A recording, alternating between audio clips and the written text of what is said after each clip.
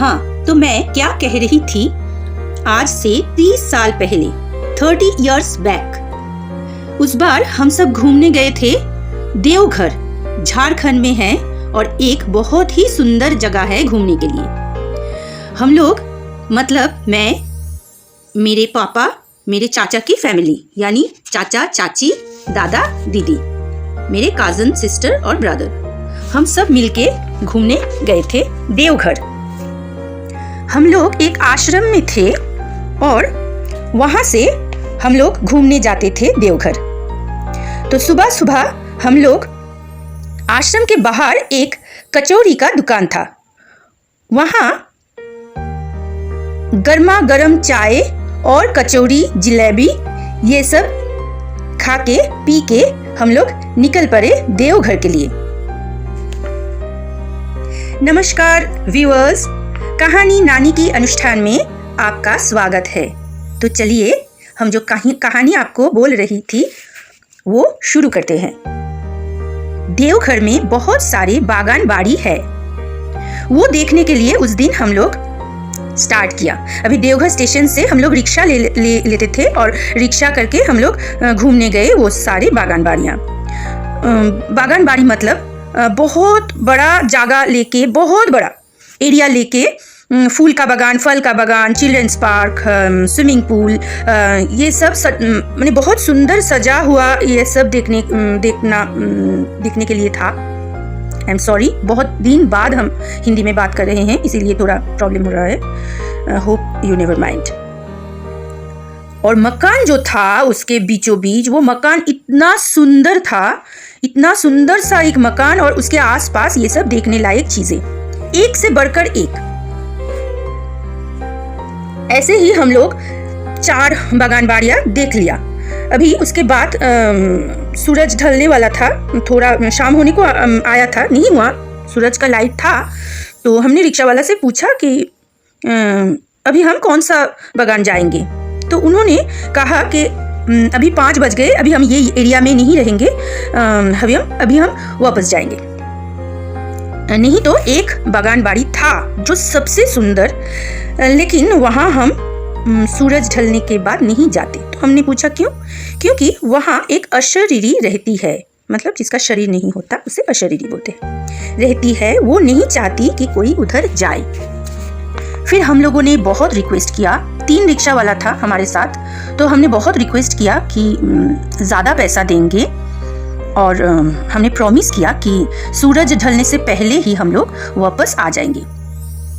अगर हम वापस ना आ पाए तो रिक्शा वाला ने बोला कि हम लोग आप लोगों को छोड़ के चले जाएंगे, फिर आप लोगों को यहाँ कोई रिक्शा नहीं मिलेगा वापस आने के लिए, स्टेशन बहुत दूर है, पैदल वापस आने का कोई सवाल ही नहीं। तो हमने बोला नहीं, हम लोग आ जाएंगे।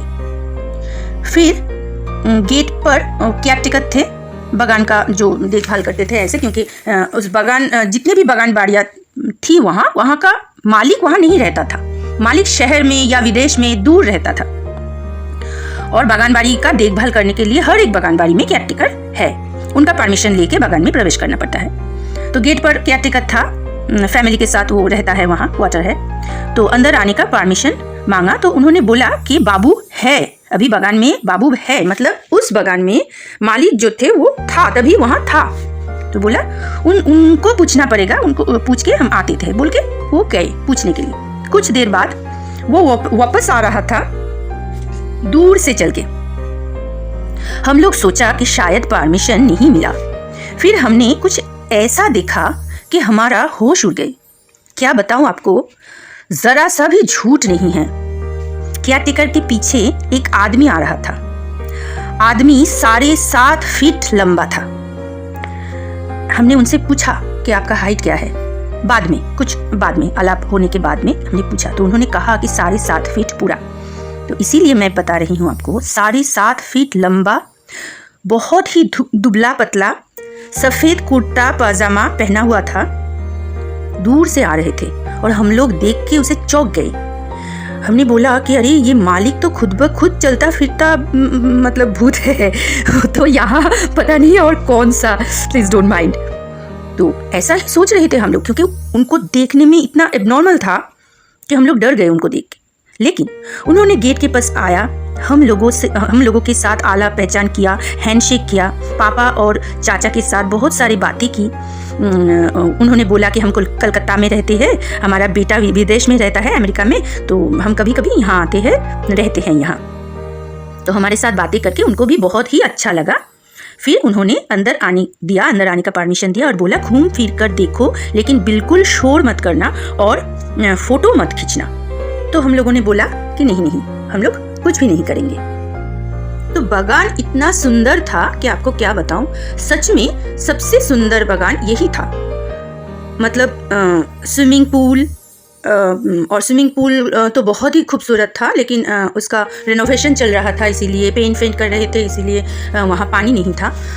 लेकिन एक झरना था, आर्टिफिशियल झरना, और उससे निकला हुआ एक आर्टिफिशियल नदी, और उसके ऊपर से एक वुडन ब्रिज। हम लोग ब्रिज से उस पार गए, उस पार फल का बागान था। अभी फल का बागान ना बोल के उसे जंगल बोलना बेटर होगा, क्योंकि वहाँ आम का पेड़, बहुत सारे आम का पेड़, कंठाल का पेड़ बागान, फिर जामुन का बागान, जामरुल का बागान, लीची का बागान, मतलब बहुत सारे फलों का बागान, बहुत सारे पेड़ एक साथ, मतलब ऐसा लग रहा था कि जंगल है। फिर फूलों की बागान इतना खूबसूरत। अभी हम लोगों ने बोला कि नहीं हम फ़ोटो नहीं खींचेंगे, लेकिन मतलब खुद को संभालना मुश्किल था कि हम लोग फ़ोटो भी खींच डाले बहुत सारे। फिर इधर आए, वापस आए, आके हम लोग देखा चिल्ड्रेंस पार्क देखा। फिर और उनका जो मकान था, वो मकान इतना सुंदर था, बिल्कुल बादाम काट का बना हुआ, 2 मंजिल वाला था वो, और उनका हर एक चीज़ वुड से बना हुआ था, यानी खिड़की, पर्दा, पंखा, फ्लावर वास, फ्लावर डेकोरेशन करने की हर एक चीज़, वहाँ का जो फर्नीचर, वहाँ का सब कुछ वुडन से बना हुआ था और इतना सुंदर था। आप लोग अगर श्रीरंगपत्तनम में टीपू सुल्तान का एक बादाम का बांग्लो था बहुत साल पहले, अभी पता नहीं मुझे वो है कि नहीं है, तो अगर वो आप लोग देखे हैं तो आप लोगों को मतलब आप लोग सोच पाएंगे कि कितना सुंदर, बिल्कुल वैसा ही एक बादाम काट का बांग्लो था, 2 मंजिल वाला। और फिर तो वो सब कुछ देखने के बाद हम लोग वापस आकर हमने देखा कि उन्होंने टेबल चेयर सब वहाँ वो बैठे थे, वो जेंटलमैन बैठे थे। मीटर गार्डन नाम था, मीटर गार्डन, वो मिस्टर मीटर थे। तो हम लोग उनके पास आए, उन्होंने बोला कि बैठो, चाय पियो एट्सेट्रा, आप लोग बैठिए, चाय पीजिए। तो हमने बोला नहीं, चाय नहीं पियेंगे, हम लोग वापस जाएंगे, लेकिन कुछ तस्वीर आपके साथ हम लोग खींचना चाहते हैं। तो उन्होंने शाउट करके, मतलब ऐसे अचानक ऐसे मतलब टेंस्ड हो गए कि नहीं मेरे साथ फोटो मत खींचो। तो हम लोगों ने बोला ऐसा क्यों? तो उन्होंने बोला कि मेरे साथ अगर आप लोग फ़ोटो खींचेंगे तो वो आ जाएगी। तो हमने बोला कौन आ जाएगी? तो उन्होंने बोला कि मेरे मिसेस का ये गार्डन बहुत ही पसंद था, उन्होंने यहाँ रहना ही पसंद करती थी, और उन्होंने जब बीमार थी तो ऐसा बोला कि मुझे यही मेरा चिता सजाना और यही दाहो करना और यही हमारा समाधि भी करना। तो हमने वही किया। वो उन्होंने जब नहीं रहे तो हमने वही किया। लेकिन यहाँ अगर कोई फ़ोटो खींचता है तो उस फोटो में उनका शैडो आ जाता है, और कभी कभी लोग उन्हें देख भी पाते हैं इस गार्डन में। तो हम लोगों ने आश्चर्यचकित हो गए कि ये क्या बता रहे हैं वो। तो फिर भी हम लोगों ने बोला कि हम कुछ भी डिस्टर्ब नहीं करेंगे आपको, बस आपके साथ फ़ोटो खींचेंगे और चले जाएंगे, और अगर वो फोटो में आ जाए शैडो के रूप से तो आने दीजिए, हमें कोई प्रॉब्लम नहीं। ऐसे हमने रिक्वेस्ट किया बहुत। तो स्पेशल परमिशन लेके हम लोग बहुत रिक्वेस्ट करके फ़ोटो खींचा उनके साथ भी, और हम लोग वापस आ गए देवघर।